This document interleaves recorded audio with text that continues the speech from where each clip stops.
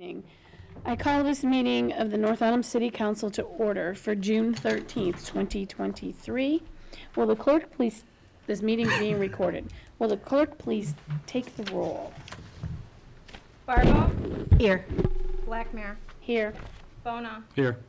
Harpen, Here. Obasahan, Oleskowitz, Here. Sapienza, Here. Shade, Here. Wilkinson. Here.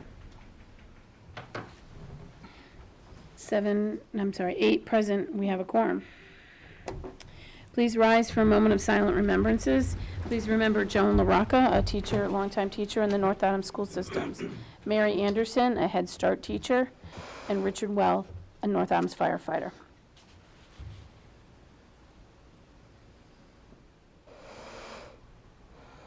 And the pledge? Pledge allegiance to the flag of the United States of America and to the republic for which it stands, one nation, under God, indivisible, with liberty and justice for all. Do we have a motion to approve the minutes of May 23rd?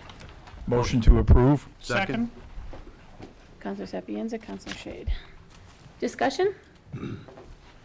All in favor? Aye. Opposed? Motion carries.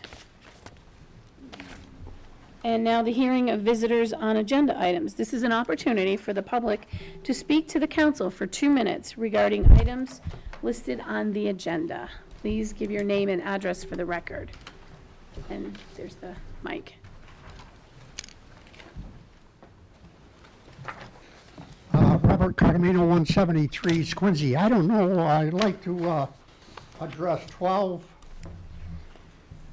12270-1, and I don't know if it's the appropriate place, but I'd like to find a way, like they did in Adams, to increase the revenues.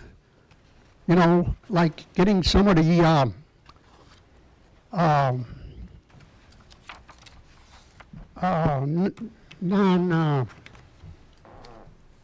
places like Mocha and to pay for street lighting, fire protection, police protection, highway cleaning up.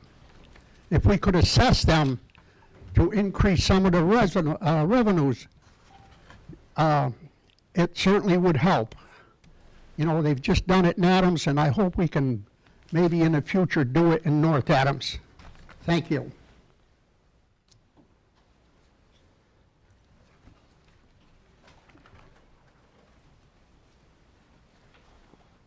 Jim Cables, 40 Apache Drive, North Adams. I'm here tonight to urge the council to approve the appointment of the 3 mobile home rent control board members that the mayor has proposed. Wheel Estates will be coming in front of the what I call the RCB momentarily with what I classify a large rate increase, and I want to make sure that our residents get a fair shake. So thank you. Next. My name is Eric Wilson. I live St. Joe Court. Sorry, my brain's not working. And I want to ask you, Guy, when you speak, can you speak loud enough so we can hear you over here? I got hearing aids and I can hear you pretty good, but some of you mumble. Please don't mumble. Thank you very much. I'd rather say it now before later at the end. Thank you. Anyone else? Okay, we'll move on to the agenda.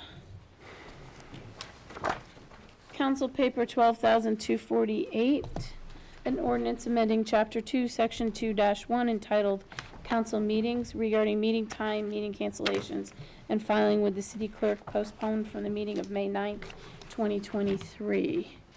A motion to pass to a second reading and publish as required by law would be in order. So move. Second. Now, would you like to give us an update, Counselor Sure. Wilkinson? This has been kicking around a while, so I'll give you a little history. This was originally proposed by Councilor Bona shortly after we had to cancel a city council meeting because of a huge storm that we all have. I'm sure we all remember it. He wanted to make it, there was no definitive way to act for the president to actually cancel a meeting. It was vague at best in ordinance, it was vague at best in council rules. So he proposed a number of changes. This was sent to general government. That's where I came in and my other committee members. We reviewed it, we made some changes. We brought it back to council 2 weeks ago. But there was a concern by the council president as to whether one part of it might be in violation of the open meeting law. So we had postponed it, and thank you to Councilor Blackmere, who is more linguistic on this stuff than I am. We wrote up the ordinance that or the changes in the ordinance that you see before you tonight. And here we are. Any comments, questions, discussion? Counselor Harpen? I think just to also include that you're changing the time from 7:30 to 7. I was just right? going to ask Counselor Wilkinson if That's you wanted correct. to That's go. correct. Well, it was actually Councilor Bona that suggested that. It wasn't me. To hit the three highlights that we had in it, that's Yeah. all. If somebody wanted to do it. Even though I've been an advocate of changing it for a long time, this wasn't me that was had suggested this. It was Councilor Bona, although I support it immensely. Okay, actually, I'll just give a quick update. So it changes the time from 7:30 to 7. It adds a phrase saying the president may cancel a meeting due to an emergency without any, that's it. We didn't get anything too complicated. It also got rid of is to be deposited in the post office postpaid and addressed to the counselors to be notified or left at each counselor's place of residence, because that's how we want to have police officers to spend their time dropping off our council papers. Inserting in place thereof is to be sent digitally and available for pickup at the city clerk's office. And then by deleting 24 hours, which was the time frame listed to post a meeting, which we all know is in violation of open meeting law, but instead of putting in what the current open meeting law is, it made more sense to change it to is compliant with Massachusetts open meeting law. So if they change open meeting law, it doesn't really will be in compliance. But those are the changes, nothing heavy lifting there. Counselor Bona, did you want to speak? Yeah, so again, originally, as Councilor Wilkinson mentioned, part of this is to just add clarity of, because, we don't know how long we will be in these seats, and down the road, there's something in the books for fellow counselors down the road to be able to look at, to know what to do in case of a cancellation. Nothing that we're changing, it's just now clearer of how to do it. The part of it is fixing outdated information, such as how we receive our minutes. It's in the ordinance and it's wrong. And then the time change, since it was all within the same paragraph and we'd be posting this anyway, I do believe, while I'm happy with the time as is, I'd be happy if it was later, but I do know, I felt from the last time this came to a vote that the counselors were probably ready to vote on a 7 o'clock time, but it didn't happen at that time because it was to be held at 6 or 6:30. But I do know, I think it came up in conversation. We spoke with NBCTC. They seemed to be thrilled if it could go earlier, and I'm sure the mayor's staff and the mayor herself have also requested that it be earlier. But again, while I threw that in there, it wasn't for my sake. I'm happy with 7:30 or later, but I'm willing to come down a half hour earlier. So, thank you.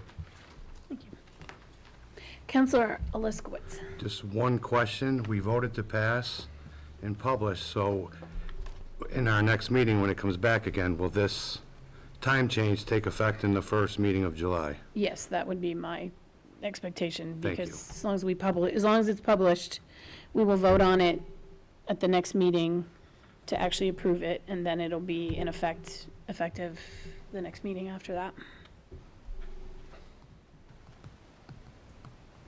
Is that a problem with anybody's current schedule? Because the other option is we could make it effective January 1st, but if it's not a problem with anyone's schedule right now, I would just assume keep it at 7, because I also hear from the public that it's kind of hard to, sometimes when our meetings go later, if we started a little earlier, it'd be easier for them to either watch them at home or come down and be present.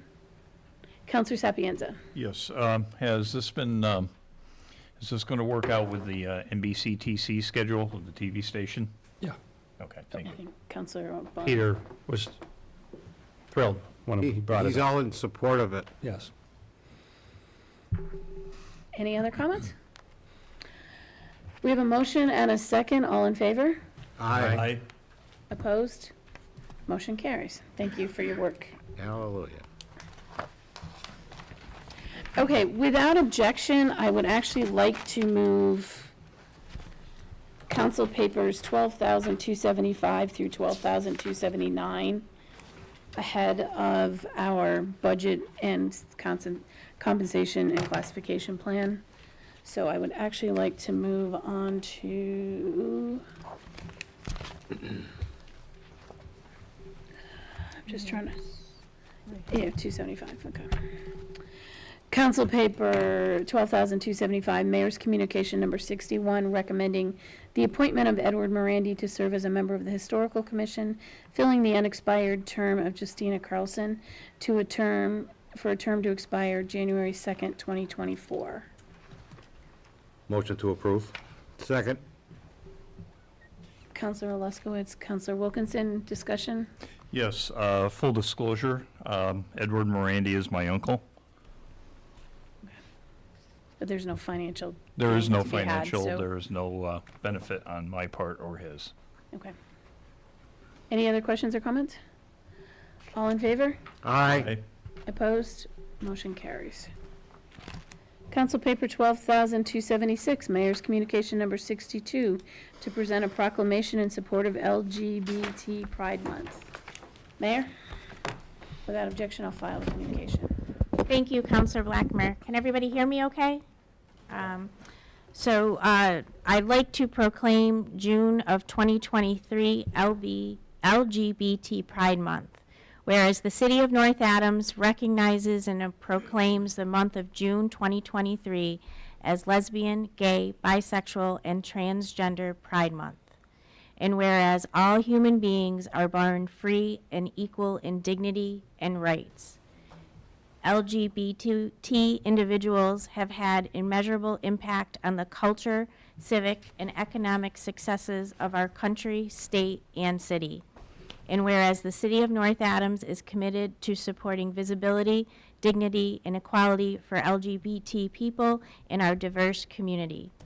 And whereas the LGBT community continues to be a target of violence, harassment, and discrimination, and yet continues to thrive through the efforts of the community itself and through the support of emerging agencies and individual allies.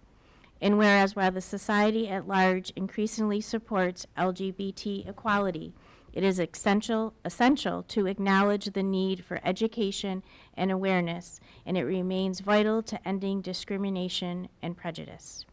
Whereas celebrating Pride Month influences awareness and provides support and advocacy for North Adams community, it is an opportunity to take action and engage in dialogue to strengthen alliances, build acceptance, and advance equal rights. Now, therefore, be it resolved, I, Jennifer A. Maxey, Mayor, do hereby proclaim June 2023 as LGBT Pride Month within the City of North Adams. Thank you. I'm torn this year. Does this go to Ashley or Ginger? Thank you. Thank you.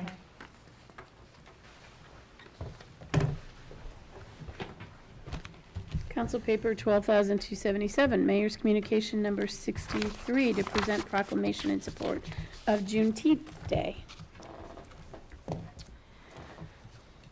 Proclaiming June 19th, 2023 as Juneteenth Day.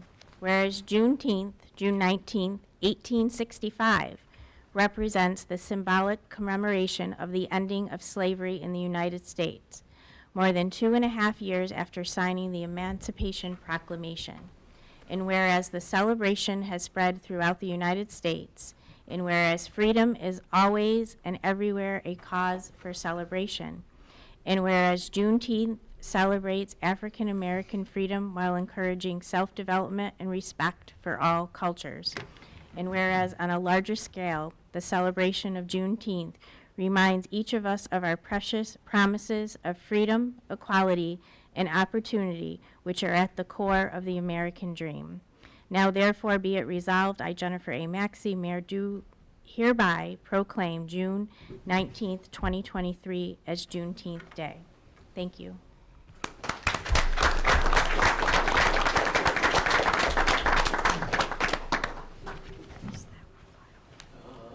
Yeah, without objection, file the communication. Okay, next one. Council Paper 12,278, Mayor's Communication Number 64, recommending the appointment of Mary Catherine Ead to serve as a member of the Mobile Home Rent Control Board for a term to expire June 13th, 2028. So move. Second? Counselor Wilkinson, Counselor Luskowitz. Discussion? All in favor? Aye. Opposed? Motion carries. Council Paper 12,279, Mayor's Communication Number 65, recommending the appointment of Deborah Pedicini to serve as a member of the Mobile Home Rent Control Board for a term to expire June 13th, 2028. Motion to approve? Second. Counselor Luskowitz, Counselor Wilkinson. All in favor? Aye. Opposed? Motion carries. Council Paper 12,280, Mayor's Communication Number 66, recommending the appointment of Manuel J. Serrano to serve as a member of the Mobile Home Rent Control Board, filling the unexpired term of Diane Crozier for a term to expire June 13th, So move. 2028. Second? Counselor Wilkinson, Counselor Sapienza. Discussion? All in favor? Aye. Aye. Opposed? Motion carries. And we'll go to the taxi licenses later because they don't have to be here. Okay, now let's go back to the beginning.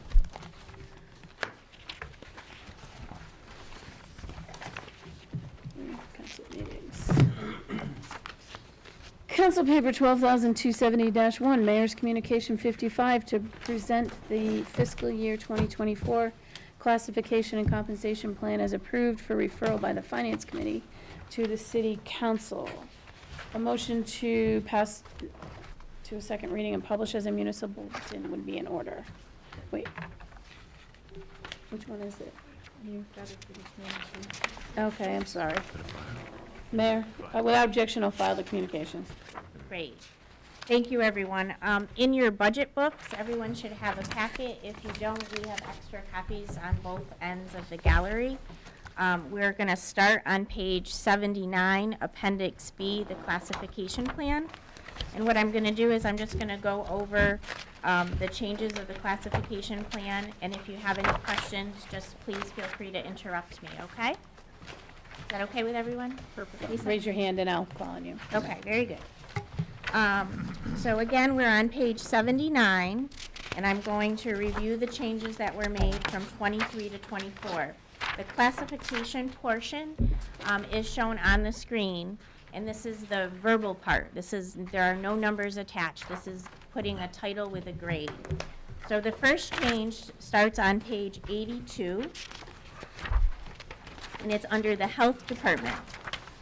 On page 82, we changed the title of Director of Health and Sanitation to Health Inspector. The classification was also changed from an S22A to an S9A, which will put all of our inspectors within the city in the same category. Also on that page, under Transfer Station Laborer Part-Time, we changed it to a PT5 from a PT4. It changes the rate per hour from $15 to $15.50 per hour. On page 82, under the mayor's office, we changed the grant and communication specialist to a part-time position from an S34B to an S33B. And we also added the shared HR position, which then that salary will be reflected in the comp plan. Moving on to page 83, Department of Public Safety. We added 6 new lines for dispatchers with grade changes to make salaries more competitive, to attract new employees, and to retain our current employees. The city of North Adams was very deficient in our scale for dispatchers. We're appreciative of the acts that the council took a few years ago, but I basically wanted to rip the Band-Aid off on this one and make sure that, one, we're not losing our good staff, and two, we can attract quality candidates.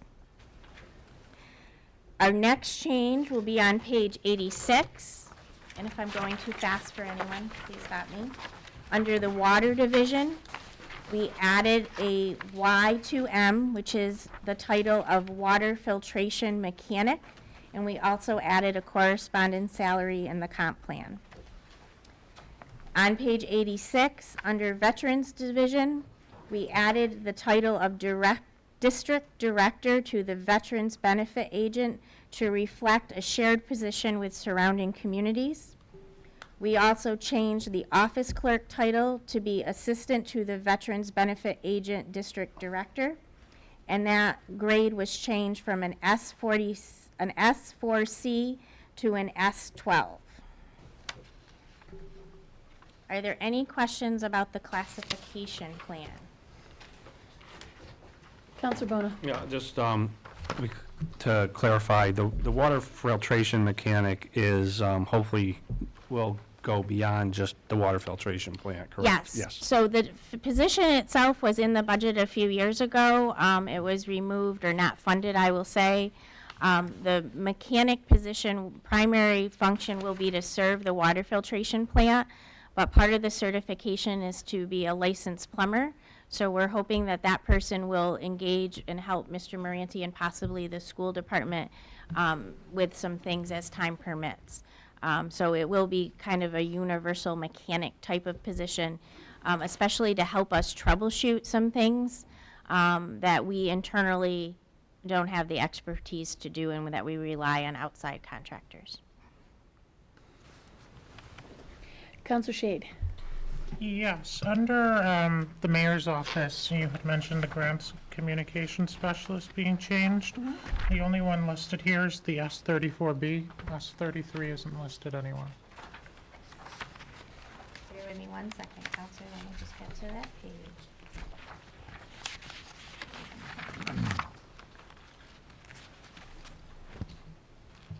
Yep, that should have been changed to an S33B as in boy.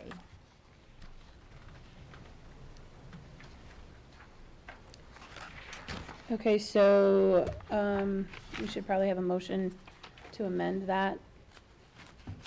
I would make a motion to amend Thank you, Counselor.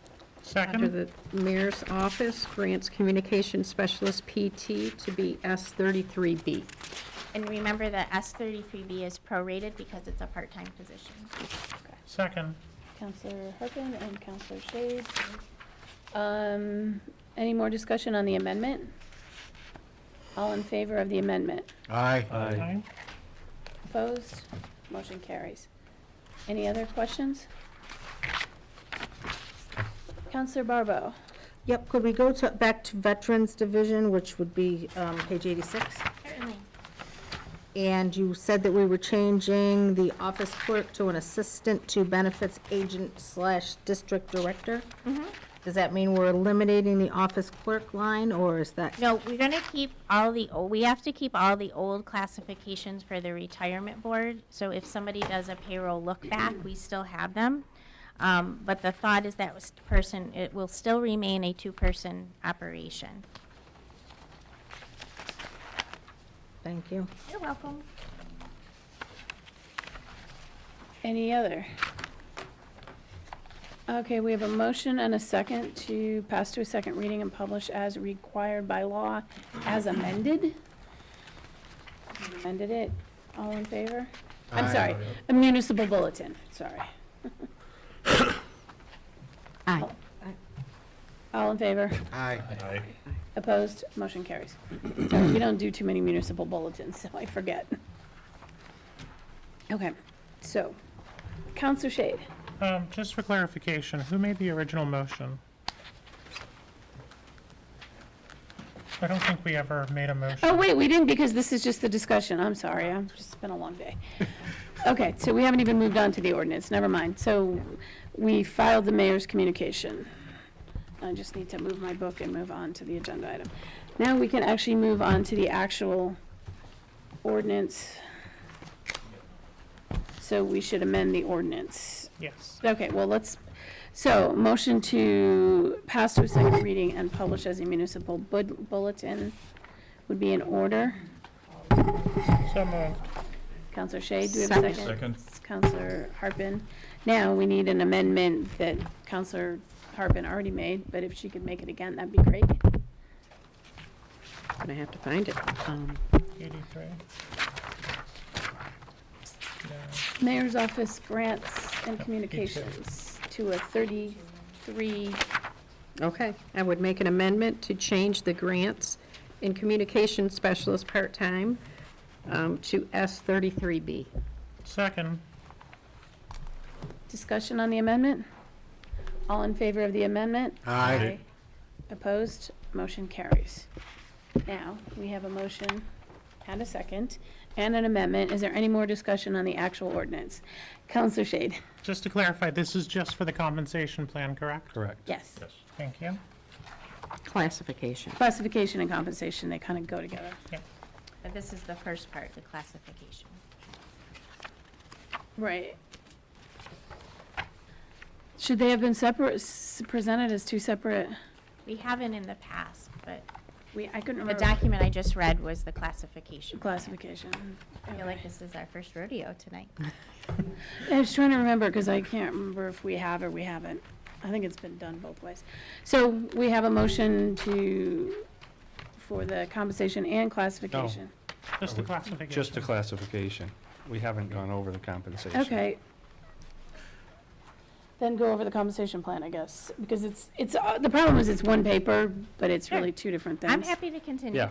Okay, go ahead. I'm here all night. Apparently so are we. Everybody thinks I want to start early. I wake up around 10:30, 11 o'clock, so hopefully we won't be here. Okay, moving on to page 87. Can you hear me okay, Mr. Cardamino? Yes. Okay, I'm going to lower my mic a little bit. Page 87, Appendix C is the start of the compensation plan. Overall, the compensation plan increased 2%, led mostly by contractual increases. I'm a strong believer that if the unions get 2%, the non-union people should also get 2%. On page 91 of the new chart, we added the dispatcher lines. Again, grade changes to make salaries more competitive to attract new employees and retain our excellent staff that we have. So those lines were added, and there's a note that it's effective 7/1/2023. Again, circling back a little bit to Councilor Barbo's question, we don't want to get rid of the old lines just in case we have to do any look back. As we move forward, we will probably condense our old classifications to kind of go towards the end of the compensation plan and maybe put a note as to when we transition back and forth. So that's something that we put in our notes for next year. Also on page 91, I already spoke about this. We changed the PT5 from $15 to $15.50. Page 91, the PT39, the campground manager was increased $2,500. On that same page, the mayor's salary was increased 2%, and the city council was also increased 2%, the council effective January 1st. We also added on that page the shared HR director to the comp plan as an S34S. That's a little complicated. S34S. And I'm sorry, it's not on that page. It's on the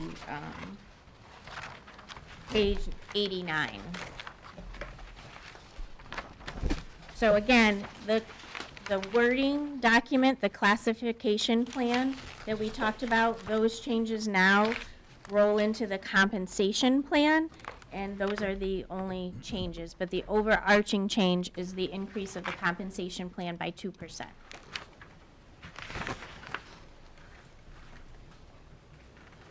Any questions? Okay, since we've got the I'm sorry, I'm Councilor going to ask a Barbara. general broad question, if you don't mind. No, not at all. Where do these new numbers fit in with the study that was done to overhaul the compensation plan about a year ago? Yeah, so the overall, the classification and compensation survey done by the Collins Center is still in draft form. They had little impact on this current scale, only because, as I've expressed, I think in a couple of meetings, I'm not completely satisfied with the data. Just a high-end thing, all of the data came in hourly rates, so we need to calc out and then trend some of those. So I wasn't as pleased with the compensation study as I am with the CIP study done by Collins. But again, that is still a working document for it's just a document at this point. So I didn't really use that in this compensation plan. But we will use it as we trend forward in looking at how do we bring up the salaries across the board. But that's a bigger discussion and a bigger project. Councilor Bona. Yeah. Continued from that, though, I think it's fair to say that, some of the increases are because we did bring some salaries up. I believe when we went over the school budget, we heard that we brought a number of the teacher salaries up, I believe, to be more competitive with our neighboring communities. So the teacher salaries aren't part of this document, but they are within our budget. Yeah. And when they negotiated the teacher's contract, they really looked at how we could be competitive because we were losing a lot of people to other districts. And they did a great amount of, they spent a great amount of time and did some great work in readjusting their scale. Right. So, and as I remember asking, like, how are we closer? And I think the comment was, we're right there. Like, we're right where we should be. For the school department, we definitely are. Yep. There's no doubt, and I think it's not a surprise to anyone in this room, that our overall salaries for our department heads and our managers and all of our staff is traditionally low. And I think the other areas, one you covered was dispatch, bringing that up. Two was, I think you did some more in public safety. Yes. And then, while it's not right in here, but also making some adjustments to longevity. All things that sort of help. The longevity pieces are all part of the contractual obligation. Right, but I'm just saying, they sort of go along with helping bring up our employees to hopefully we can keep them longer. Yes. Thank you. That is the goal. We are very fortunate. We have some very, very, very talented employees. And we have to keep them and retain them along the lines of also attracting new people and getting younger people engaged in municipal government. And I think to quote you, you said several times during the budget, ripping the Band-Aid. Yes, yes. And I think what's happened, that's why the plan is important to do it like citywide, go through it, because what's happened is it's been piecemeal. We can't fill a position. We have 2 or 3 rounds of postings and everybody's looking for a higher salary. We can't fill the position.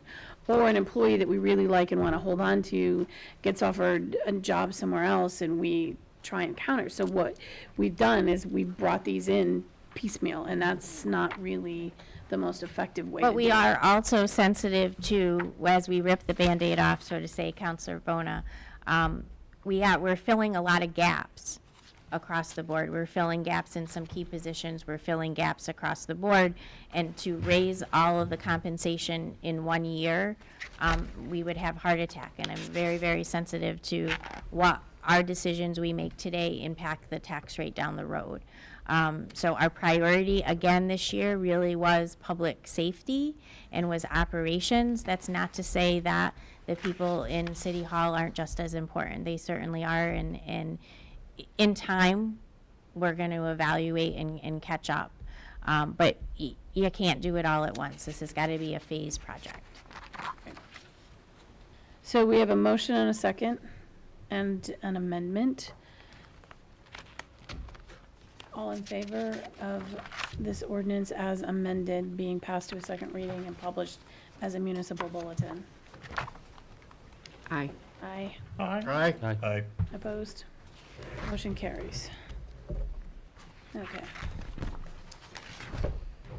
Council Paper 12,271-1, Mayor's Communication Number 60, to present the fiscal 2024 budget proposal as approved for referral by the Finance Committee of the City Council. Without objection, I'll file the communication. Mayor, do you want to comment? And then maybe Councilor Bona can give some updates from our meetings. Do you want to? No, I'll let you go, and then Okay. I'll hit on anything that, So my plan for tonight, if it's okay with the council, was to do an overview of each section. I'll go department by department, pause and ask if there's any questions. And again, interrupt me at any time. So before we get started tonight on the presentation, I'd like to thank the Finance Committee and everyone who attended our meetings. I'd especially like to thank Dave Fierro and Cheryl Sherput from our auditor's office for all the work they've done with me on the budget. We're going to start tonight on page 9 of the budget book.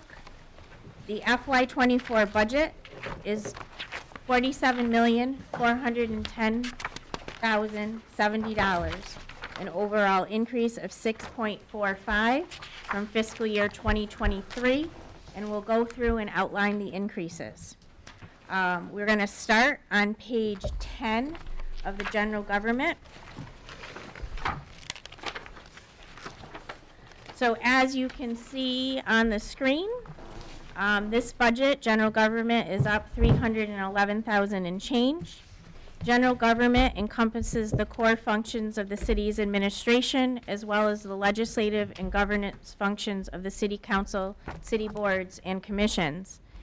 It includes the following departments: administration, finance, city council, city clerk, community development, IT, boards and commissions, and legal services.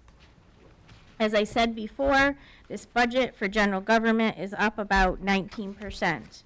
The majority of this increase is driven by 2% salary increases for non-bargaining unit general government staff, funding for the city's share of the Human Resources Director, contractual services for our cyclical reevaluation in our assessor's office, increase in allocations for legal expenses, increased hours in the Office of Tourism and Community Events, a continued investment in IT, and an increase to cover foreclosure expenses. It is very important to bear in mind that this budget will be offset from with $150,000 from the Municipal Access Technology Fund as we continue to invest in our technology. If you go on to page 12, we're going to start with the administrative officer. We tried to blow this up on the screen so you could see it, but it is a little fuzzy. The administrative officer, major change in that department is we added the Human Resources Director. As I said, this is a shared position. It was funded through a grant for 3 years with 2 years of funding. We still have 2 years left. The total salary for the HR director is about $72,000, and the city's share is 44%, which is $31,754. We share this position with Adams and Williamstown. We are currently advertising for an administrative officer, but that position remains open with Ms. Eade filling it in an interim role. Any questions about the administrative officer's budget? Yes, Marie? I'm sorry. Yeah, it's Sorry. okay. How often is the human resource director here? She is in this building 2 days a week. Okay. But what is great about our relationship with Williamstown and Adams, she has a flexible schedule in the sense that if we need her on another day, she can come here, but she's available all 5 days to us. Okay, great. She may be in Williamstown, but still working on North Adams things and vice versa. Okay. Yeah. Good. Counselor Shade? Yes, through the chair to the mayor, the Human Resources Director, where did the 44% come from rather than the 3 communities split? Yeah, so that was through the grant application. I believe it was determined through population. Population, okay, thank you. Okay, moving on to the assessor's budget. For the salaries line, overall, everything is up 2% with a step increase due to our office manager. We aligned the PT assessors to be true expenses. We have 2 part-time assessors times $160 per month for 12 months is the $3,840. Under expenses, outside inspection services increased to $43,000. It was an increase of $28,000. This represents $15,000 for annual inspections, and then we're going to kick off our cyclical inspections, which this year will cost us $28,000. It's time for us to begin this cycle, which is required by the state every 10 years. And with this, contractors will be in the field looking at each property, and this will be a 3-year process. So this budget will go down at the end of the 3-year process. Any questions on the assessor's budget? Okay, moving on to the auditor's budget. Salaries are up 2% with a step adjustment for our auditor. We still continue to search for a part-time person in that department. Under expenses, we align contract services to reflect Dave Fierro's time as a contracted employee. He's also taken on more responsibilities for managing our new financial software that is currently still being built out. And he works on average 20 to 25 hours per week and is on call to us as needed. Everything else in that budget basically remained the same. Any questions on the auditor? Hearing none, moving on to Board of Appeals budget. Expense line increased $700 to cover the cost of advertising. Any questions? Moving on to the city clerk's budget. Salary for the clerk and assistant clerk increased 2% and a step increase as warranted. The part-time clerk was adjusted to 25 hours per week, and we added an additional $1,000 to that budget for extra time needed for elections. The supply budget was adjusted per the request of the former city clerk to reflect actual spending needs. Any questions about the city clerk? Okay, moving on to the city council. Page 13, anybody who's following along. We added a 2% increase for the council effective 1/1/24. Expenses stayed the same per the city clerk. Election and registration.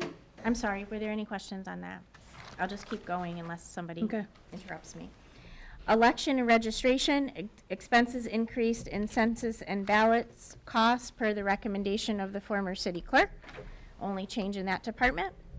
Office of Community Development, this budget is mostly funded, as you all know, by the CDBG community grant funding. Within this budget, the city's share recommended by Director New Valley is presented. Just a reminder, this is a huge grant that Mr. New Valley has been successful in renewing every year, and this year's grant award is $825,000. Don't be confused, the $825,000 isn't what it costs to run the community development office. It entails a lot of projects, including road construction. Mostly this year, it's been road construction that you will soon see happening within the city. Okay. Yep, Sure. I love the sound of that. Thank you. Do we know what streets in particular, or what areas that you're going to concentrate on? Right now, we're continuing in, I think it's going to be Liberty, those little side streets, and then we're going to have engineering for different parts of, I believe it's Wesleyan, Prospect, Jackson, Montgomery. Plus Tim and Paul are working diligently on some Chapter 90 projects. So we're going to have a lot of construction plus everything that the state is doing this year. Great. Go ahead, Tim. Hall Street. Hall Street, thank you. My favorite street. Counselor Luskowitz. To the chair to the mayor, out of that CDBG money, is there still money to be put aside for raising of some of the derelict properties? There are no demo dollars in the CBG grant this year. Okay. But we are going to use money out of ARPA for demo projects. Not to get off subject, but we did build 6 buildings. They came in about $200,000 over budget. So we've rebid a smaller package, which I believe the bids are due June 29th and June 30th. In that big bid package, the priorities are 2 homes, Houghton and Prospect Street. And once we get a good estimate on those 2 sites, because those are both considered asbestos sites, we'll bid out the other packages as well. Thank you. You're welcome. Okay, moving on to the law department, increased $20,000 to reflect the trend of spending levels, plus KP Law's hourly rate went up to $2.30 per hour. The license commission is the same as last year. Moving on to the mayor's office, as mentioned in the classification plan, my salary was increased 2%. Our executive assistant, Diane Stevens, gets the 2%, and she's due a step increase. The grants and communication specialist, we reclassified Mary Catherine. Hopefully she'll go back into that role to 23 hours per week. Kathy is doing a fantastic job in the interim administrative officer role, but our hope is to fill that job and get her back working on grants and communications. Currently, Carrie Burnett is working with us in that capacity. She will be going back to the school full-time. Under IT, thank you so much for your support. Last year, as you recall, mid-year, we added a second IT position to join Mark. So this is just adding that position in the budget officially. And expenses, we really continue to focus on software upgrades, infrastructure, but this budget will be offset from the Municipal Technology Fund. Under the Office of Tourism, Lindsay Randall, I'm sorry, I had a flashback to a few years ago, was hired mid-January, and she was working 20 hours a week. We're gradually restoring that position. In this budget cycle, she'll be paid 30 hours per week. Her rate of pay is roughly $17 an hour, which is a bargain. She's doing a great job. Everything else in that budget remained the same. Under Planning Board, we increased the advertising line by $500. And under Traffic and Parking Control, believe it or not, we were paying under minimum wage, so that was prorated and calculated at $15 per hour for 10 hours per week. So this is the position, it's a clerical position that enters all of the tickets after the officers write them and helps us with tracking and billing of parking tickets, which we are pushing. So everyone please put money in your meters. Moving on to treasurer collectors, the salary increase is mostly for the part-timers working more. Our part-timers fill in quite a bit when people are on vacation. That is an office that I never want to see one person in the office. So we try to stagger the team, but we also have some senior people in that office who get some very good vacation time. And then the assistant treasurer was due a step increase. We increased the expenses for foreclosure expenses to cover the cost of land court filings and advertising. And that is the treasurer collector. Any questions on that section? Hearing none, I will keep rolling unless someone interrupts me. Go ahead. So now we are on page 16, the public safety budget. Can you hear me? Can you hear me? Yeah?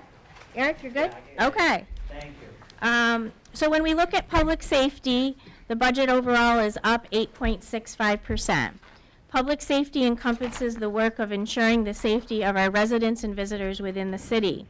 It includes the following departments: animal control, inspection services, fire and police, transfer station, and wire and alarm.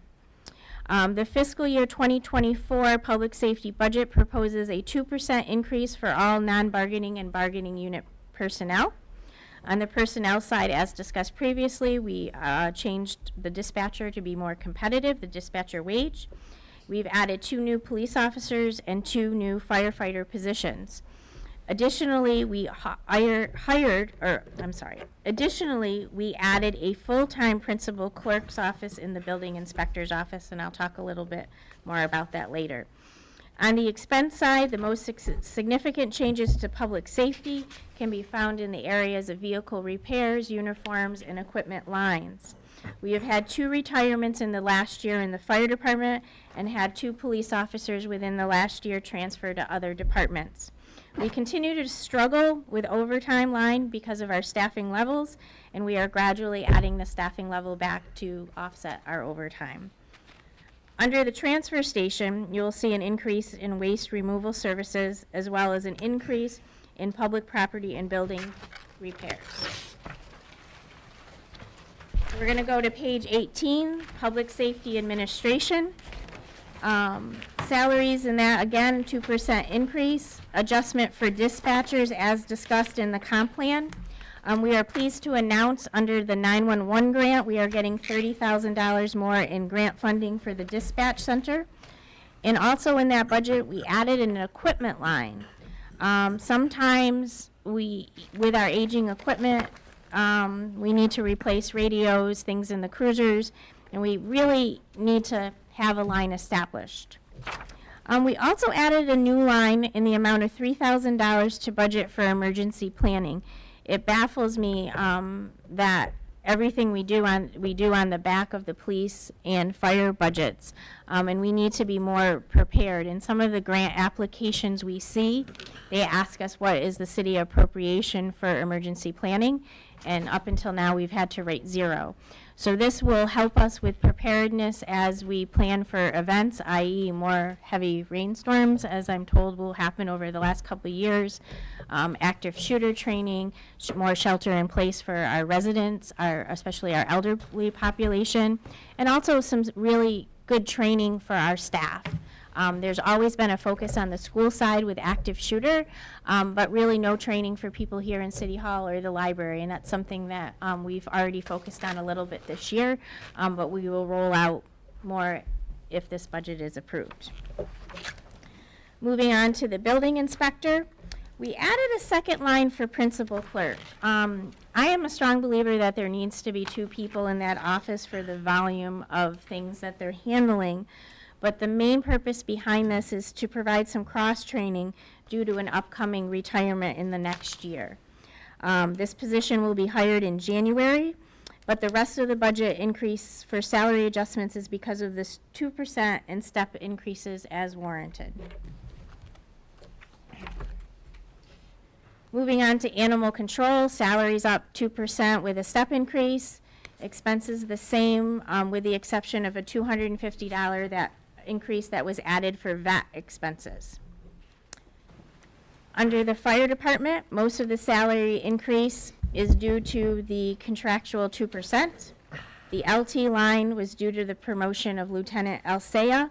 Previously in the fiscal year 23 budget, we were paying someone acting out of rank, which is a lesser charge. So that number has been trued up, so to say. We're calculating in this budget that we hire 4 new firefighters to keep up with staffing levels to reduce overtime. Now you're going to say, Mayor, on the other page you just said 2. It's 2 new positions, but also 2 replacements for the firefighters who have retired this year. So we're hoping to have the replacements for the retirements filled very soon, and then we hope to fill the new hire positions hopefully in October.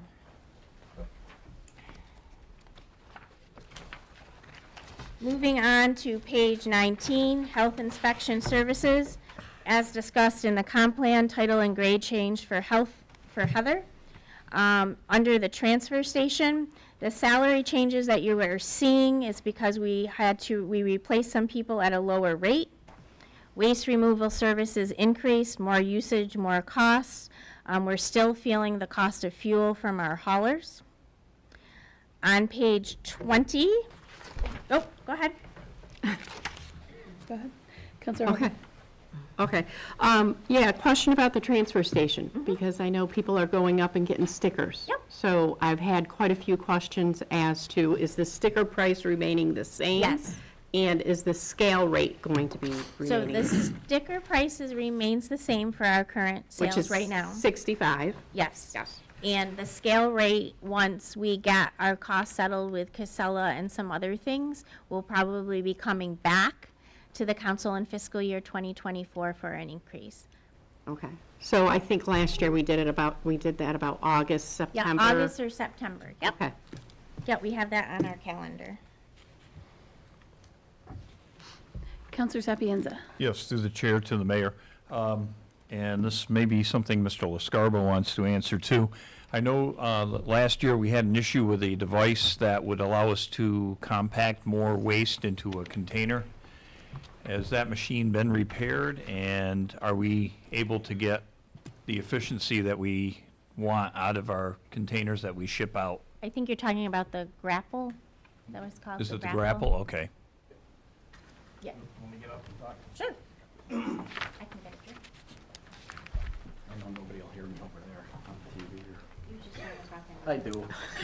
So, the piece of equipment you're referring to is the grapple that we ordered for the excavator that we bought last year. Okay. Due to supply chains, it took almost an additional year to get the grapple. So yes, all our tonnages are up. Our average ton before was under 20. Now our average is like 23, 24. Good. So yes. Okay, thank you. Any other questions? Okay, moving on, we're gonna go to page 20. Police Department. Overall salaries went up 2%. The sergeant's line went up for contractual obligations and step increases due to those people. Officer line went up 2%, plus we're adding 3 officers. So this will put our staffing level, if we're successful in attracting recruits, getting them trained, and getting them here, up to 30 people. That does include our command staff. So within this budget, we have 1 chief, 1 lieutenant, 4 sergeants, 3 detectives, 20 officers, and 1 court officer. We teased out the court officer line. Traditionally, I think that's been lumped into the officer line, but we wanted to tease that out to just reflect that we do have a court officer. We continue to struggle with the overtime number, but we are hopeful that we can reduce that with getting our staffing level up to 30. Under holiday pay, it went up because the contractual obligation from 11 holidays to 13.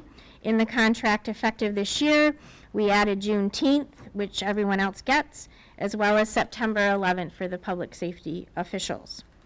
Under Police Department expenses, mostly the increases are for equipment for the Detective Bureau, testing samples, etc. Our academy tuition and expenses line is trending to cover the cost of sending 3 people to the academy in fiscal year 2024. The vehicle line is reflecting the true cost and high price of parts. We've added a couple new cruisers to our fleet, but we still are running some aging cruisers, and we are experiencing high cost and problems even getting parts. We added a new line to this budget called the software data line, and this is to support the maintenance for the body cams. We were successful in achieving a body cam grant that purchased all the equipment, and this portion is $6,800 for the maintenance of the body cams and $5,700 for what we call DTS scheduling software. We also added a new line to the police budget in the amount of $5,000 for community policing and events. And we changed one of the lines that used to be called batteries to ammunition and equipment. And that is going up because of the cost of ammunition and the additional training that is required by post. Any questions on the police budget? Counselor Harpen. Yes, the body cams. Are we currently using them? Do we have a time frame when we're Yes. going to So implement them? Yep, we're currently in a 2-week rollout period. And Chief, I think we've got a couple more days left on that, and then the full force will be wearing them. Is that correct? We're just waiting for 2 more terminals, docking stations. Once we get those, we'll roll out. Mayor. Oh, Can't hear. Can't hear. Oh, And, I'm sorry. and also, he needs to speak at the microphone for the folks So, at home. Mr. Cardamino, Chief Bailey said that we are waiting for a couple more terminals to roll out fully, and that will be coming in a couple of weeks, I believe he said. And in addition to that, once we're fully operational, I'd like to invite the chief and the lieutenant back to do a formal presentation of how it works, what it means in our community, et cetera, so the community is aware of that. Counselor Shade? Yes, through the chair to the mayor, is there money in the budget under police for mental health services for officers? That is That usually accounted for? covered under our, there is a medical line, but mostly covered if there's an event under our injured on duty policy, depending the severity of the event. We are really pushing on the police and fire and any sub-units that are involved in stressful situations. We're very fortunate to have Pastor Dave with us and really working on debriefing and talking about what we see, what we hear, what they do. But most of that would be through our injured on duty policy. Okay, thank you. Mayor, don't we also have access to an EAP? Yep, we Through certainly our do. Maya, our liability and all our Yep. insurance? Yeah, but with the police and fire, they're not covered under Maya. They're covered under a separate injured on duty policy. So some things we can dovetail, but some things that we can't. Thank you.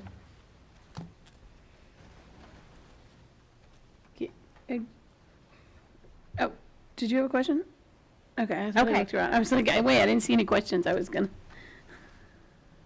keep going. Okay, moving on to, I'm sorry, Mr. Smith, but we can't entertain the gallery at this point. I'm sorry. Moving on to public property and buildings, we changed the custodians to a W1, again, to be more competitive in our hiring process. Everything else remained the same, with the exception, we listened to Counselor Shade last year and added $20,000 to building repairs to make it a total of $30,000. Under inspector of weights and measures, everything remained the same. Wire and alarm, Inspector Moranti is due for a step increase, and we are still looking to fill the part-time or the full-time assistant position. Expenses, again, costs to repair our vehicles we're trending at about $1,000 increase, and we aligned the fire alarms budget to reflect the true cost that is budgeted. Moving on to page 22 is public services. Wait, did you skip 21? Should have. Yeah, sorry, because there wasn't much. Okay. So the public service department overall is up 4.67%. The public service department encompasses public services, which is cemetery, engineering, highway, parks and rec, and the water department. The airport, the Council on Aging, the public library, Windsor Lake, and veteran services. As you see an increase in this budget, we are going to use $50,000 from ARPA to help with some water improvements. In this budget, you see a proposal of a 2% increase for all public services staff. And on the personnel side, the biggest change is in the water filtration plant as we restored the position of master mechanic. On the expense side, a lot of the increases are driven by $10,000 for the highway department for overtime, $10,000 increase in the highway department for tree removal. After this last storm, we realized how many trees are really our responsibility, and we felt that it was very important for us to start budgeting for that rather than take it out of the overall highway budget. In addition, a $25,000 increase for engineering for contractual services, and a $76,000 increase, I have a hard time saying that, for the water filtration plant due to the rising cost of chemicals. If you go to page 24, under Public Services Administration, we see an increase of 2% and the step increases, and we also, due to the 2% and step increases, and we also budgeted additional hours for that person, our part-time position, to cover vacations. As you know, Rosemary works part-time in public services. She covers between our office and Natalie, representing public services in City Hall. The airport is the same commitment as we did last year. Cemetery salary line decreased because of the changes in salary rates and new hires. Under the Council on Aging, salaries increased 2%. Again, vehicle maintenance went up $1,000 to the cost of parts. and we had an increase in custodial supplies by $250. Under engineering, as I just mentioned, we had an increase of $25,000 to keep up with design work on projects. All of these wonderful grants that we are applying for require as-built drawings. That's an area that we've been lacking, so we're trying to be as aggressive as we can with getting as many projects identified and engineered and ready for grant application as possible. Lisa. Counselor Harpen. Yeah, quick question. I think this is the place to ask it because I think it needs to be engineered if it hasn't already had an engineering done to it. Walnut Street, where Oak Street goes up? Is it Oak Street, right? And it Yeah. just kind of fell in. I was just wondering how that whole project is coming and So what the we are timeframe working, is. we're working with Ty and Bond on the drawings. So we had a meeting a few weeks ago with them. So that design is underway. As soon as we get it, we're gonna have to get a cost associated with that, and we'll go from there. But it's been definitely closed for way too long. But it's been taking some time for us to get an engineer out and actually do the drawings. Okay, so you're in the engineering Yep, stage right now? absolutely. Okay, We're very close to the end of the engineering on that. okay. Thank you. Okay, moving on to page 25. Okay. Highway, we reduced one part-time position due to retirement, cost savings of close to $15,000. Increase overtime to reflect actual spending. I feel like I'm cursed. It always snows after 3:30 and on weekends and holidays. So if there's a way anybody can control Mother Nature to snow during normal operation hours, I'd appreciate that. As I mentioned earlier, we added $10,000 for tree removal. Moving on to the library, salaries are up 2%. In some areas, they're down because of staffing changes. The library assistants are aligned to reflect actual spending. And expenses are up a little bit to reflect the cost of doing business at the library. The library has some great programming going on, so stop in and see Veronica at the library. It's a fun place. Can I ask another Yes, question? you can I'm ask any sorry. question you want. Since we're at the library, I know there's some work that needs to be done there. I'm just wondering what the progress is with that as well. Yeah, well, as far as I call it the cupola, but it has a fancy name called the Belvedere. We did get some grant funding, some state appropriation thanks to Representative Barrett. We're having a hard time finding someone, one, to do the engineering and two, to do the work because it is so far up there. We also have some problems with the new addition abutting to the old building. We're chipping away at it. To say that there's a set plan at this moment in time, I can't say that to you, Counselor Harpen, but we're struggling to get an engineer to work on that building, mostly because of its historical nature. I think we've had 3 people out, and they're like, we're not going up there, and I think another, through the chair, during our meeting when that question came up, you also said when a lot of this new technology, this green technology is put into these buildings, which we get grants and funding and it's a push for. However, there's not the businesses around here that can maintain or work on it. So that makes it more difficult also. we have chipped away at some of the problems in there, mostly with the furnace and the temperature. But we're struggling with some of the climate control in the building, as well as in the archives and those special rooms that were designed. The reality is, it's a historic building, and we just can't go and fix certain things. There's a process, and some people just don't want to deal with that. But the library is very important to us, and it is on our priority list. There are improvements that we know that we need to make, and we need to be more aggressive with that. But again, it's aligning the work and the people and the money. And honestly, it's not so much about the money, it's getting the right type of people to do the work. Okay. Okay, moving on to Parks and Rec. As I've said 100 times tonight, salaries are 2%. Some of the changes are due to a transfer of individual between departments and also certification. The expenses remain the same in Parks and Rec.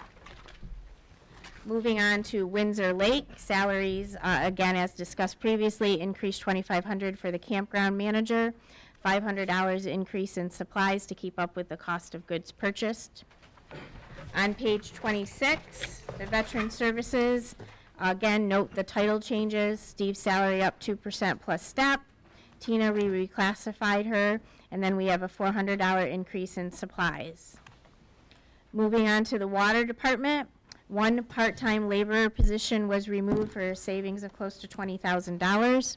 The overall salary line is increased due to contractual obligations and additional licenses that were granted.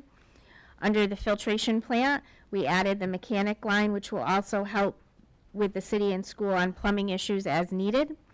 And then the largest expense underwater is the chemicals. Any questions? Nope. Okay. Whew. Moving on to page 27, school department budget. We're showing an increase of 6.91%. The mission of the North Adams Public Schools, as we all know, is to help every children learn every day in every classroom and empower all students to recognize and optimize their full potential. The North Adams Public School District consists of 3 elementary schools and 1 high school, all governed by the school committee. The major funding mechanism for the school district is Chapter 70. We see a significant increase in this budget. However, it's very important to note that the funding also increased by $1.2 million, thus allowing us to invest more dollars in education, thanks to the appropriation of the state of Massachusetts. Our budget priorities under the school department is instructional prioritization, social emotional learning, mental health supports, diversity, equity, and inclusion and justice. We also are trying to align our budget with the Student Opportunity Act, which is to help us expand access to full-day, high-quality pre-kindergarten for 4-year-olds. And we've had a significant success in our early college programs, which is primarily focused on underrepresented people in higher education. When we look at the budget, we want to be attractive and competitive with salaries. We want to be able to properly account for our operating costs. The school department did a great job in accounting for maintenance of our infrastructure on the school side.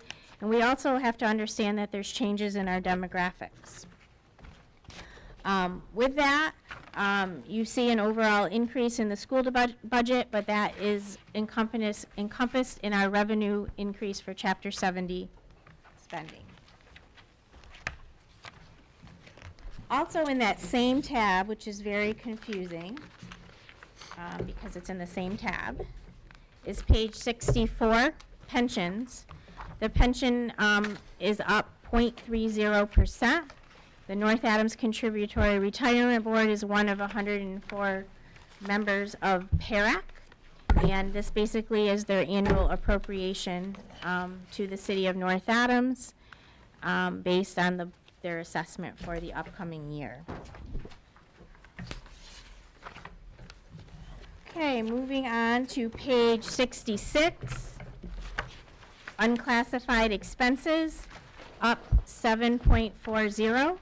The unclassified expenses budget includes expenses such as health insurance, general insurance, the city's share of payroll taxes, assessments for the Hoosick Water Quality District, the North Berkshire Regional Vocational School, aka McCann, and Smith Vocational High School. Unclassified expenses also includes expenses not otherwise classified in other major budget areas. So we're going to move on to page 68. Overall, medical insurance is up 9% in the budget. The cost of our Blue Cross Blue Shield plan went up 6% this year, but we also accounted for some additional enrollments as we hire new people. MedX is trending on point. The Hoosick Water Quality District budget is up $233,000 and change. And again, it goes back to the cost of chemicals and the cost to operate the plant. McCann had a reduction of $47,000 and change, mostly due to enrollment. Smith Vocational was up a small amount of $454. General insurance up $37,000, cost of doing business. Workers' comp this year was down due to our claims history. FICA is basically driven by the increases in salary and payroll costs. Litigation remained the same. The audit was increased $1,000 as per our agreement with Scanlon. Labor negotiations, that is Adam Dupre from Dupre and Associates. Same as last year, he is responsible for negotiating for police, highway, and fire. Regional planning up $269, annual report the same, tree warden, keep going, I don't need to say what was the same. We added a new category this year for fireworks. This is a new category just in case we're not successful in getting the cost of the fireworks completely covered. Lindsay has been doing an excellent job soliciting donations. We're halfway there, and we still have a few weeks to go. Believe it or not, the cost of fireworks, depending on grand finale and things like that, is somewhere between $16,000 and $20,000. But we're halfway there with fundraising. And again, in my efforts to not deficit spend accounts, I wanted to allocate something for the fireworks fund because it's so important to our community. Let's see, unemployment, we increased it $1,000 as to what we're trending for this year. And that basically is unclassified. Moving on to page 69, capital expenses up 4.24%. As you all know, this is a catch-all for electricity, natural gas, fuel costs associated with operating city buildings and city vehicles, along with road paving expenses that are not covered through our Chapter 90 program or other grant funding. This category also includes office supplies, furnishings, telecommunications equipment, and things not really covered under our technology budget. So basically this budget is where it should be. We did increase natural gas, $15,000. Again, with what we're seeing for expenses, electricity, we're still doing fairly well, believe it or not. Copier leases and maintenance, again, that's just really aligning that budget to reflect our actual costs. And everything else we just gauged with the cost of doing business. Our famous elevator, we increased the cost there of the maintenance by $2,800. Knock on wood, our elevator is still working. Even though it bounces a lot, they tell me it's still safe and operational, so we're gonna go with that. I just want to remind everyone, I get a common question about hydrant replacement. I believe years ago in fiscal year 22, they took that out of capital expenses and added it to the water department budget. So you will see appropriate allocation in the water department there. Counselor Barba. Yeah, can I ask a quick question about, since we're talking about the elevator, what is the plan, or is there a plan to bring that into ADA compliance? So right now, we got an estimate, and the number just went right out of my head of what it would cost to replace it. And we are looking for some grant funding or some assistance to help us with that. We were very fortunate, as you know, for those of you who don't know, we had a fire in our elevator and we were able to get parts. But that is part of our forward-thinking planning of what we need to do to replace that and bring that up to compliance. So we're still grandfathered, I guess is the word, because it is functioning.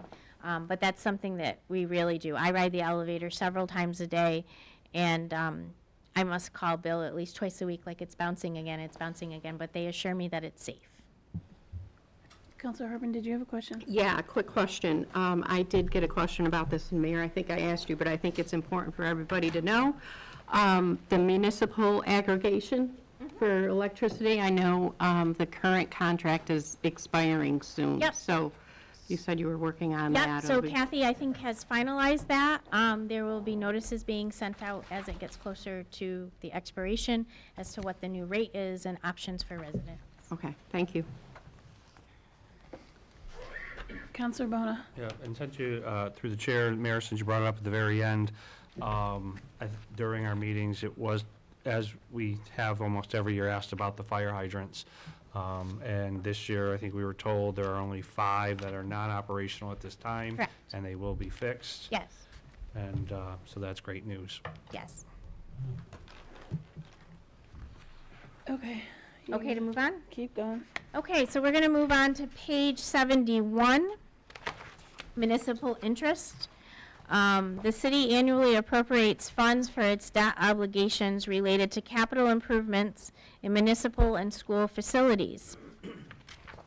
We are still currently having debt obligations for Colgrove Park Elementary School, the public safety roof, ADA compliance, a 2017 capital borrowing which includes the public service building purchase and a new street sweeper, and a 2021 capital borrowing to maintain the city fire hydrant system.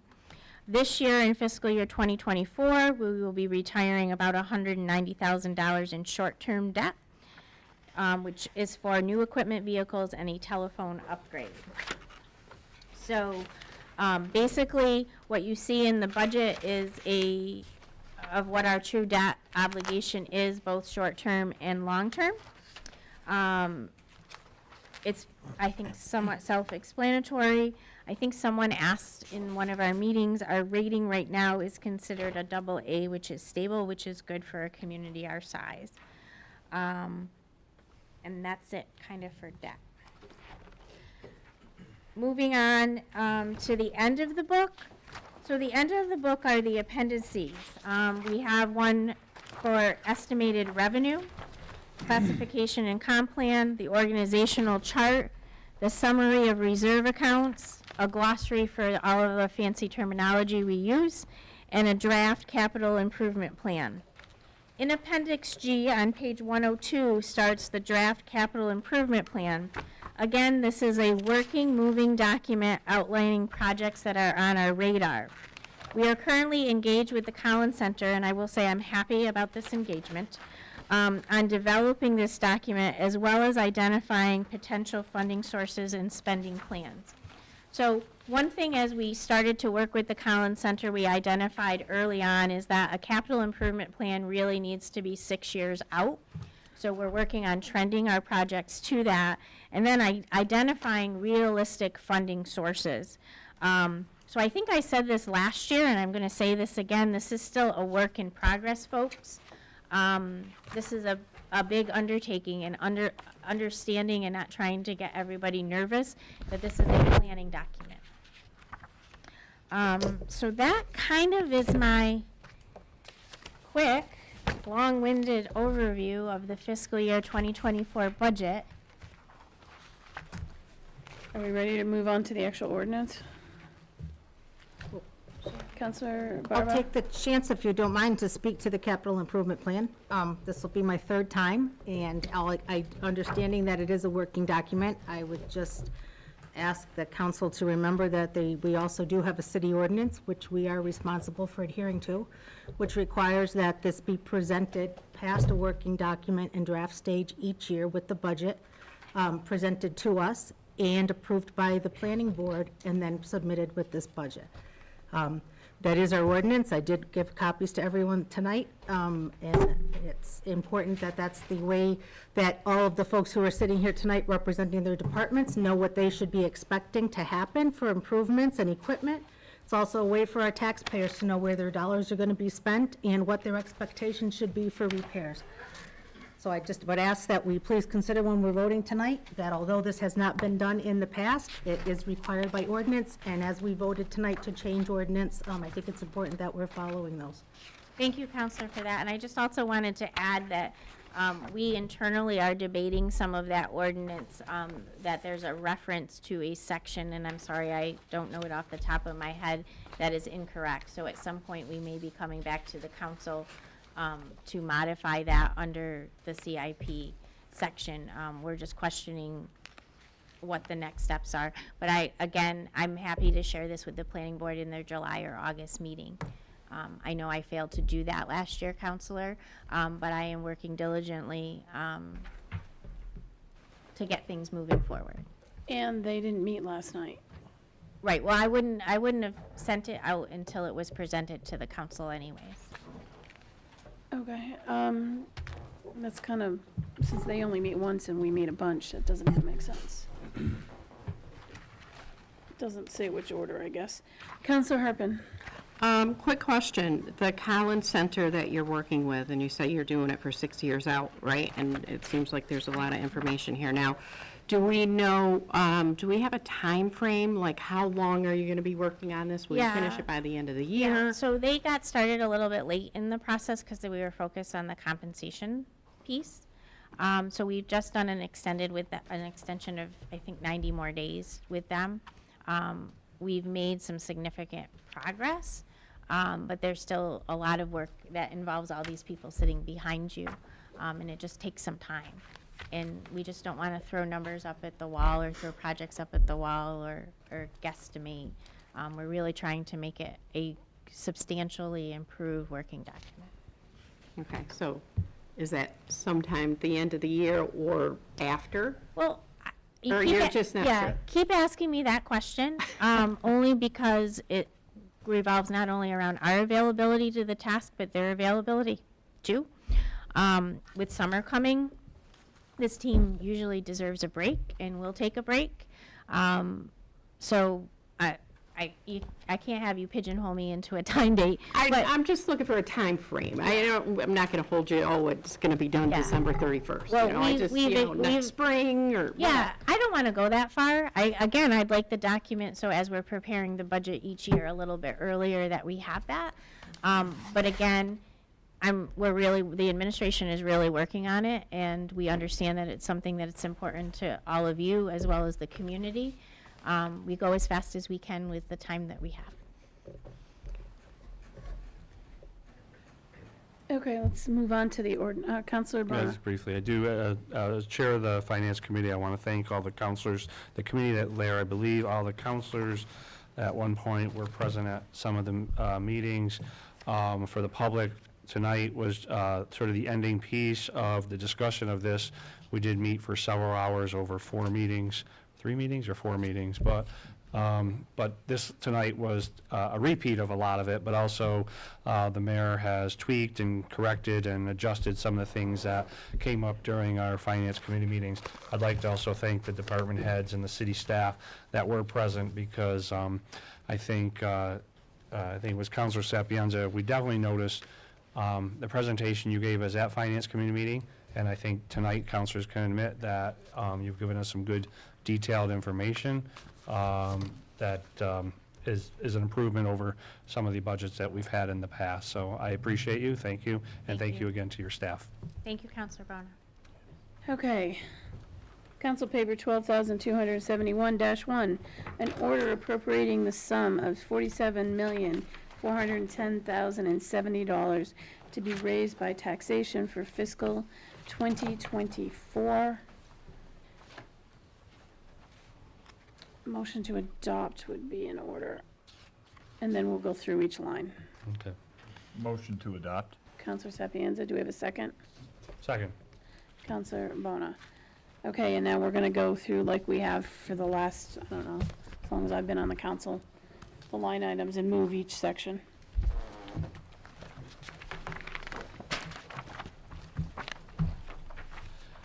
Okay, we're going to start with general government. Let's see here, salaries, $104,379, expenses, none, and total administrative officer, $104,379, and, let's see, assessor, actually, I think I'm just gonna go down, total for assessor, $136,888, and total for auditor, $110,249. Total for Board of Appeals, $2,300. Total for City Clerk, $130,350. Total for City Council, $36,472. Total for Election and Registration, $33,348. Total for Community Development, $53,905. Total for Law Department, $65,000. Let's see, total for License Commission, $4,000. Total for Mayor's Office, $205,804. Total for Information Technology, $638,966.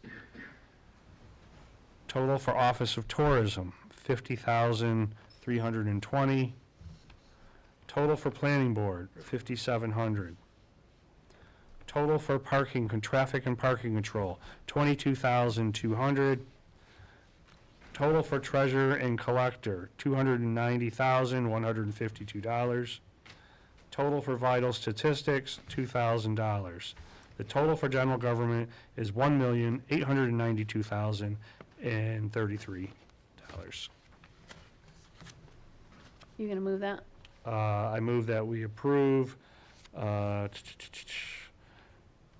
back to where it was, $1,892,033 for the general government Do budget. we have a second? Second. Counselor Leskowitz, all in favor? Aye. Opposed? Motion carries. Public Safety, Counselor Sapienza. Okay. All right, total for Public Safety Administration, $161,397. Building Inspector, $288,576. Animal Control, $53,414. Fire Department, $2,145,408. Health Inspection Services, $817,905. Police Department, $2,497,353. Public Property and Buildings, $279,809. Weights and Measures, $8,000. Wire and Alarm, $147,156. And the total for public safety is $6,399,018. You move. I will make a motion to approve $6,399,018 Public safety. for public safety. Second.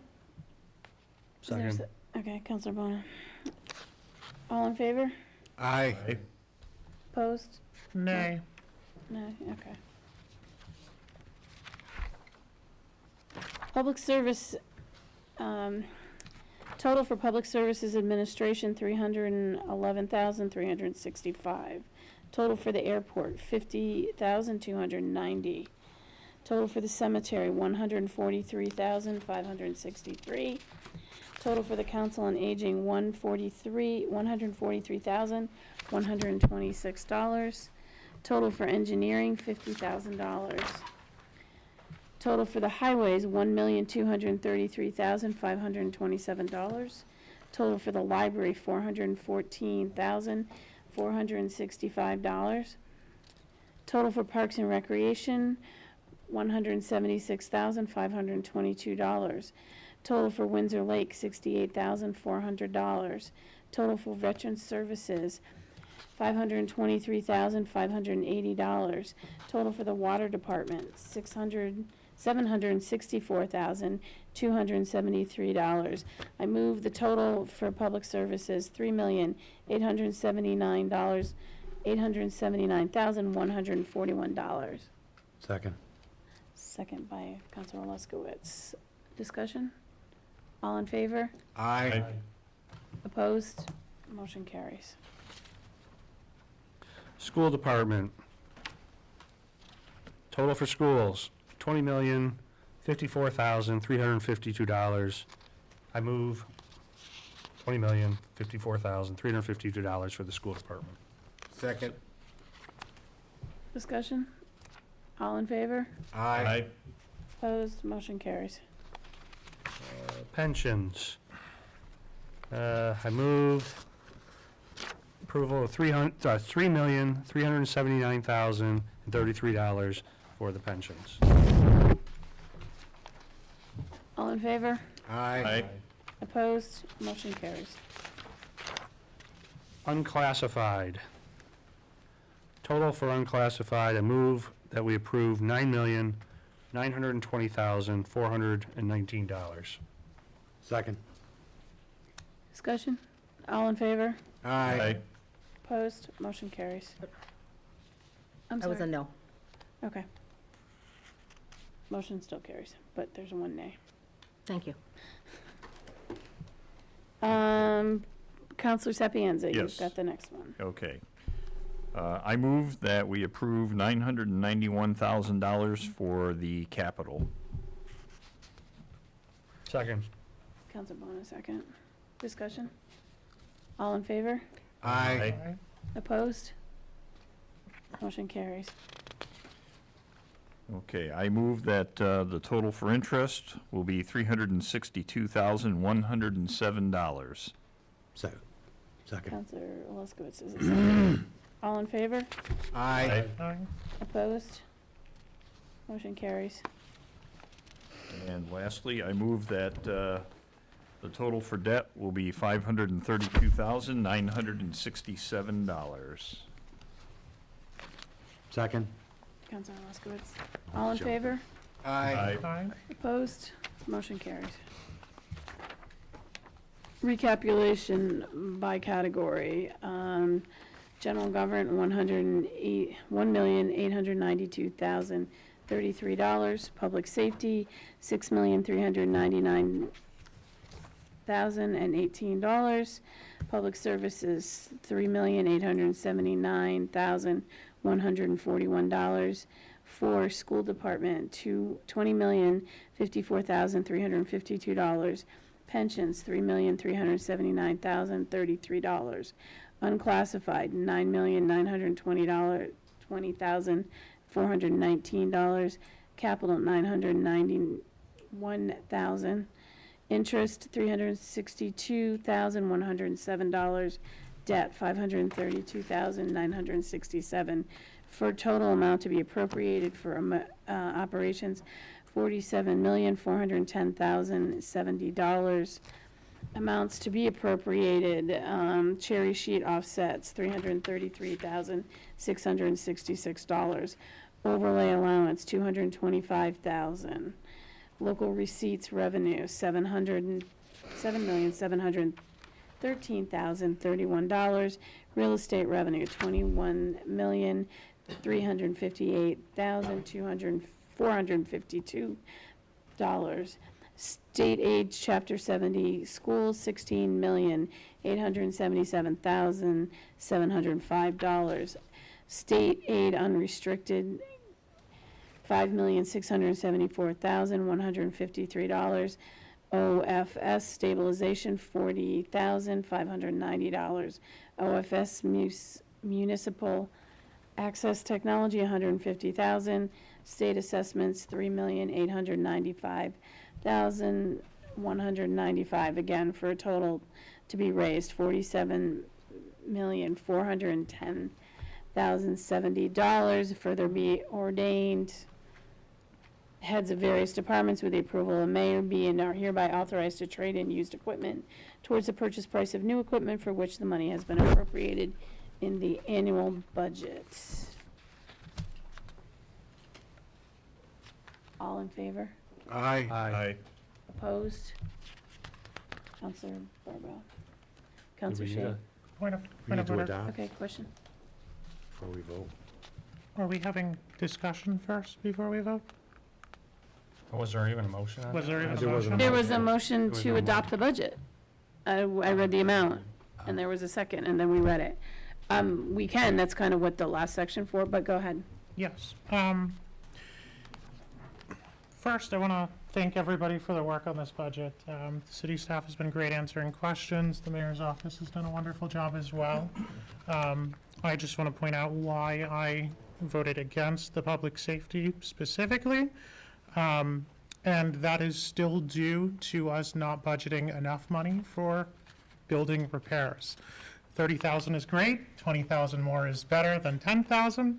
But when we're talking about maintaining our buildings in the city, this includes City Hall, this includes public safety, the library, all of our buildings, not including the schools because they have a separate budget for that. And I did see an increase there, which is wonderful. But we're not doing enough in our budget to maintain our buildings properly. And we need to set aside more. I'm glad to see the increase, but I don't think it's enough. 30,000 is enough for maybe 2 buildings, if that, not for all the buildings that the city owns. I will vote in favor of the budget overall, but I voted against that particular section for that reason. I just want everybody to know that. Thank you. Thank you. Anyone else? Can we do a roll call, please? I was just going to suggest that. So we'll do a roll call.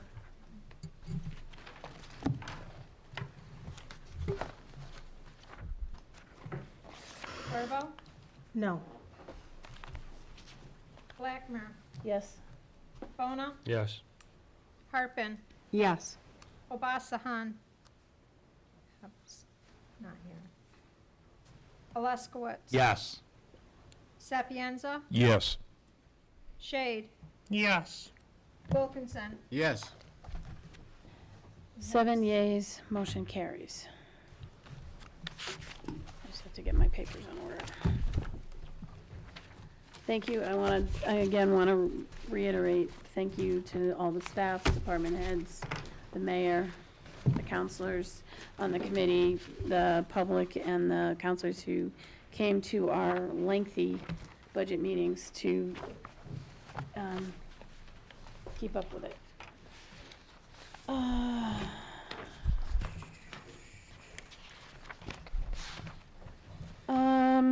Taxis, licenses, application for license to drive a taxi received from Emmeline Gardner to drive for OTT Taxi. Motion to approve?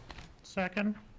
Counselor Luskowitz, Counselor Shade, all in favor? Aye. Opposed? Motion carries. Application for license to drive a taxi received from Penny King, to drive for OTT Taxi. Motion to approve. Second? Counselor Harpen and Counselor Sapienza, all in favor? Aye. Aye. Opposed? Motion carries. Second-hand dealer application from J.G. Askins Bookseller. For Point of order? I'm sorry. Did I- Missed the first one. Oh, are they out of order? Let me go back to the agenda.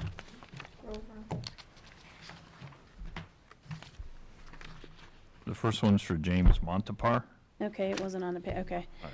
Yep, okay, it's not in here. Sorry. Application submitted by James Montepar to be granted a second-hand dealer license for Emporium Antiques. Point of order. The application states the correct name, but the agenda does not. The agenda has Emporium Antiques, it's Empire. Okay. Oops. Is the application is The correct? application is correct, but on the agenda, it's just, Okay, Yeah. it's- why don't you move to update the agenda? I make a motion to update the language. sorry, amend, from yeah, amend. Emporium to Empire. Thank you. Second? Thank you. All in favor of the amendment? Aye. I'll abstain. Obviously. All in favor of the license as amended? Did we do a motion We didn't for do a that? motion to I don't think we did a approve it. motion. Well, you can't do wait. You gotta amend it after it's been a motion. Well, they're two different things. First we amended One's the the language. agenda, one's the actual license. Yeah, the license is correct. Okay, I see, you're amending Yeah. It the is. application. The application is correct? The application is correct. It's Okay. Empire. So let's just move to approve an application submitted by James Montepar to be granted a second-hand dealer license for his business called Empire Antiques. Motion to approve. Second. Now, all in favor? Aye. Opposed? Obviously, Keith is abstaining.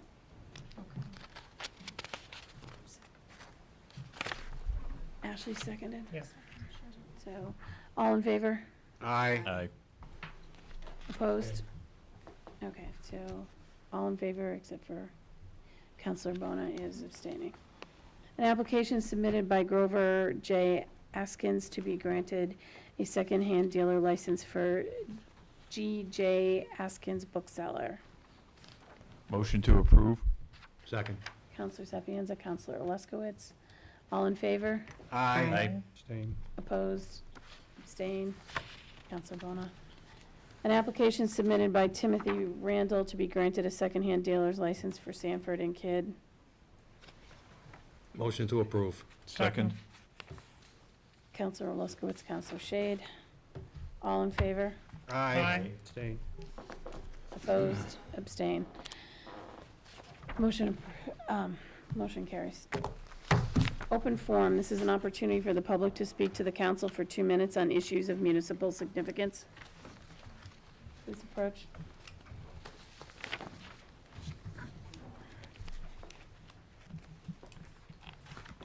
I'm Robert Smith, 163 North Street. I'm glad the budget's been handled, but you know what? In this city, we have a problem with budgets. They're very tight, but we don't do anything about it. Now, most of the categories in this budget have increased 2%. We have to make that up, and we have to do better than that. So, Councilor Shea brought up one area where she was not happy, and I agree with her. But there's other areas too. If we're going to increase our police force by 3 people, then we got to go out with our force and get some money on things that are not being done right by the citizens in this city, by our police department. But Cumberland Farms was bought, the 2 of them in North Adams was bought today. There was enough interest in somebody buying those 2 locations. So we have to do better with our advertisement. We can't sit on our laurels. We got to shore up the budget. Thank you.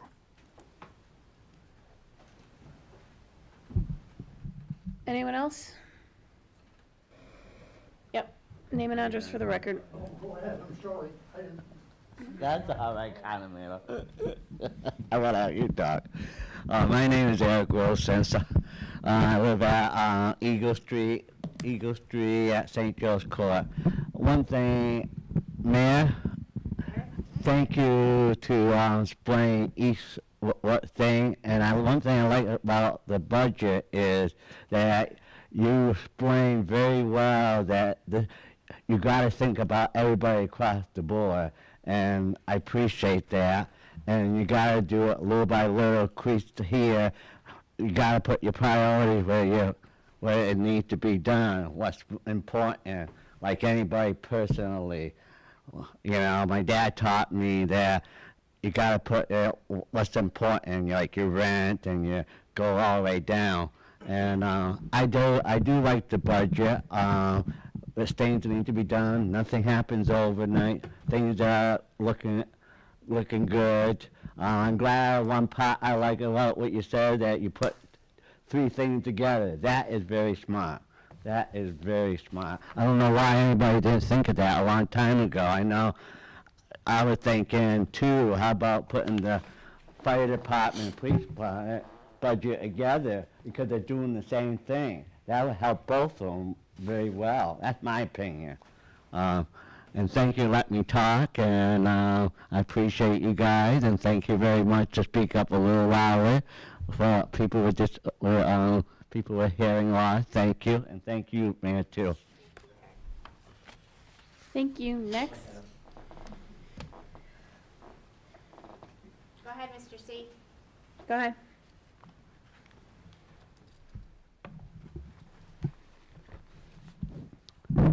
Robert Cardamino, 173 Quincy Street. I would like to make a couple suggestions on how this city can save some money.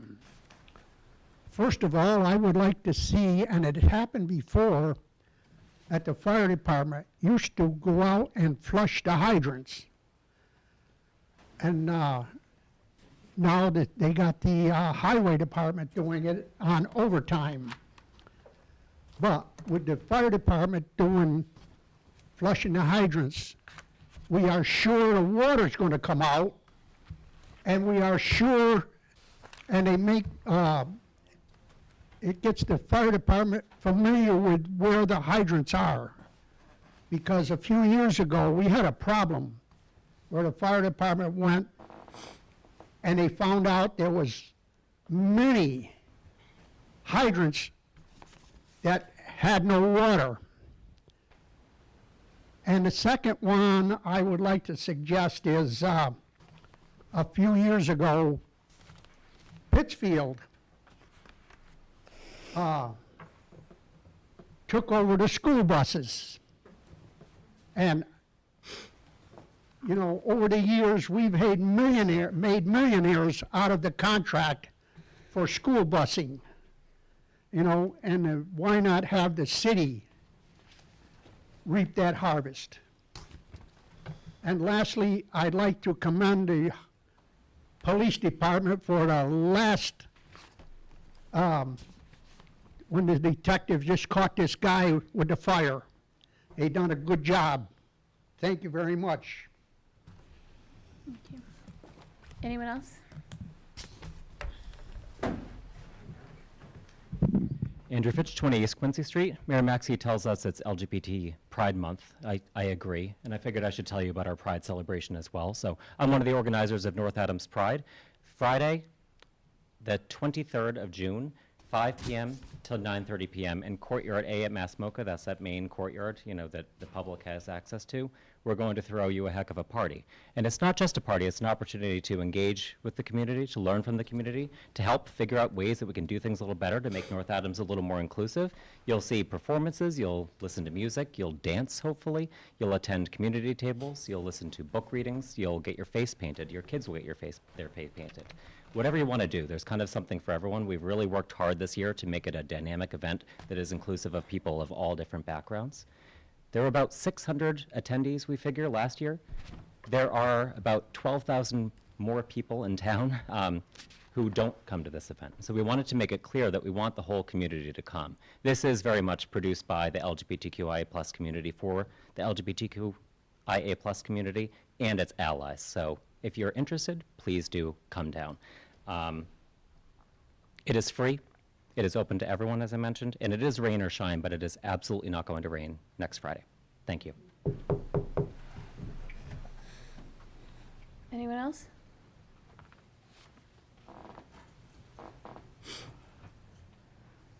Yes, I know it's been a long night. I'll try to keep it brief for everybody.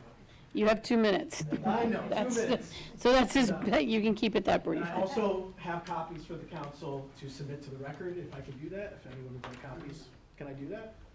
I have no idea. Yeah, you can, yeah. Sorry. Can I submit my comments to the record for the council? Yep. Where would you like me to? them and I'll get There's a copy for you too. Yeah, thank you. So, good evening, members of the North Adams City Council and fellow community members. To those who don't know me, my name is Dan Berger. I am a resident of the city of North Adams and a cannabis industry professional with nearly a decade of experience spanning from coast to coast. I'm here tonight to advocate for crucial changes in our city's cannabis regulations that will promote inclusion, equity, and economic growth. It is crucial that we act quickly to ensure the fair participation of our residents and eligible entities in the North Adams cannabis industry, given recent statewide developments. I ask that the council consider the following 5 points. 1, consider comprehensive social consumption license zoning similar to bars and tobacco lounges to create safe spaces for cannabis consumption and address concerns about public consumption. This change will support businesses that are seeking to operate this license type in North Adams, boost our local economy, and ensure responsible cannabis use. 2, explore the utilization of city-owned properties, such as the Mohawk Theater or the Windsor Mill, for cannabis-related uses. By doing so, we can maximize the benefits of these businesses and properties by generating revenue and invest these funds in education, infrastructure, and social programs, as we discussed tonight. 3, implement an equity exclusivity period for all cannabis establishments, similar to the city of Cambridge. This will level the playing field and provide a fair advantage to applicants from communities disproportionately impacted by the war on drugs. 4, remove the limit on host community agreements. This change will encourage competition, stimulate economic growth, and create job opportunities for our residents. Local control will still remain intact, as no entity can move forward on any license without various local and state permits and approvals. And 5, leverage the recently established Social Equity Trust Fund and the ongoing work of the CCC's Social Consumption Working Group. Aligning our local regulations with these statewide efforts will promote social equity and economic development. I urge you to consider the implementation of social consumption license zoning, the utilization of city-owned properties, an equity exclusivity period, and the removal of the limit on HCA's. These changes will rectify the wrongs of the war on drugs, foster inclusivity, maximize potential, and drive a thriving cannabis industry in North Adams. I have an amendment I have submitted. Please let me know if you have any questions or concerns, and thank you for your time and consideration. Anyone else? Thank you. Mayor's updates. Sure, just a couple of quick things. I'm sure you're all tired of hearing my Minnie Mouse voice. We are in the midst of something fun this month, and that is the Mayor's Fitness Challenge. All of our activities are posted on the North Berkshire Community Coalition website. We will be hiking Tannery Falls on Saturday. If anyone would like to join us, we'll be leaving at 11 o'clock from the farmers market, but there's a whole host of activities around the rest of the month, and every day there's something new. Also on Saturday from 11 to 5, the First Congregational Church is hosting an event called I Am Afro. It will be held from 11 to 5 p.m. Hope to see everyone out and about somewhere. Committee reports and minutes and liaison reports. Updates and counselors' concerns. Counselor Sapienza. Yes, I just want to reflect what some of the other members of the Finance Committee reflected tonight. I want to thank the various officers and members of the city administration for participating in the recent Finance Committee meetings. Your information was very helpful and helping us decide and understand this year's budget. The presentation by the mayor was very clear and concise, and I do thank her for that. My second concern is that now that the weather is much better, we have a lot more pedestrians and people out and about.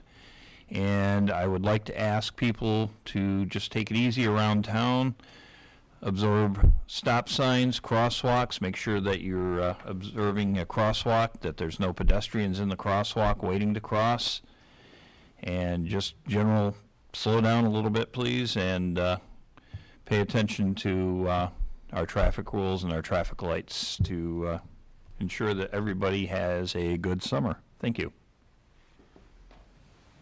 Counselor Shade.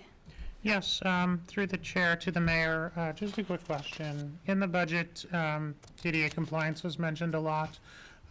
We have some basically broken ground out in front of City Hall.